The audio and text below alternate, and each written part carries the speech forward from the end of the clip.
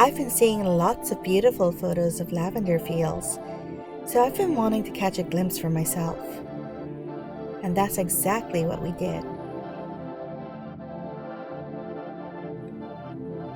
Just 1 hour west of Washington, D.C., we discovered this little scenic family-friendly farm with 2 acres of the most beautiful purple perfumed lavender flower fields that make you think of the French countryside.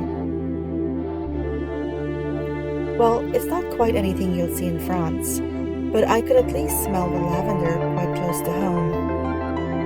It is called Oaks Lavender Farm.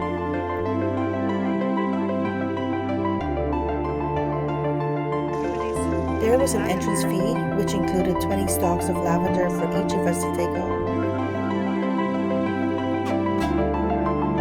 And one of the staff patiently gave instructions on how to pick the lavender. And on the ones with the green florets open. Okay. I like this one. Follow it down, cut it long, just stay in the green. Okay, super easy. You get 20 just for being here of the lavender. You can cut more than that, it's 15 cents a stem. You can also cut all and you'll be able to get the fragrance after. Nice, right? And by doing that, you'll be able to compare. This is a French called Phenomenal. Okay. Where this lady is cutting right here is a white French lavender called Edelweiss. Okay. That's my favorite fragrance in the field right there. So you can compare them that way. Every plant is going to have this dark woody area. Yes. You never want to cut into that. It hurts the plant. You still want to... They even provided a basket and scissors for cutting the lavender.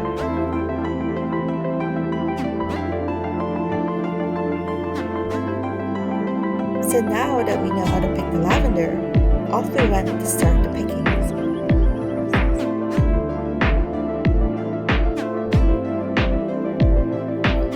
I was captivated by the many bees flying from flower to flower pollinating them, and also by the beautiful butterflies fluttering around freely in the lavender field. Lots and lots of them. For those who are allergic or afraid of bees, then it's better to enjoy these beautiful lavender fields from afar.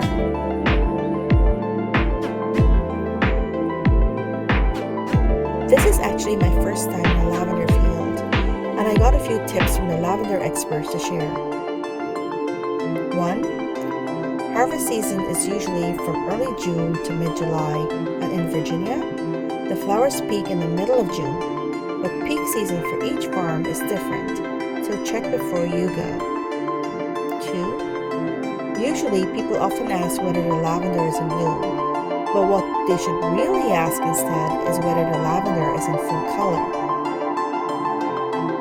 3. Ideally, stems should be cut when the blooms are only partially opened. 4.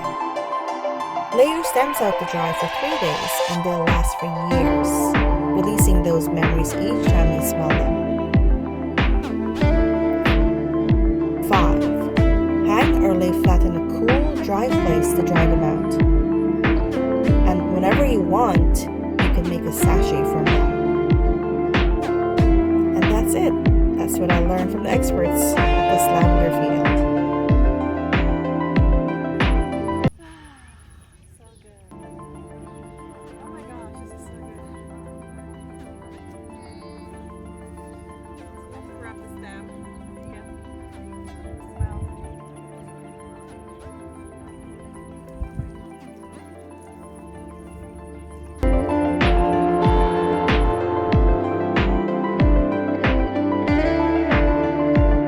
We only spent about 2 hours in this beautiful lavender field, but we had so much fun learning and discovering.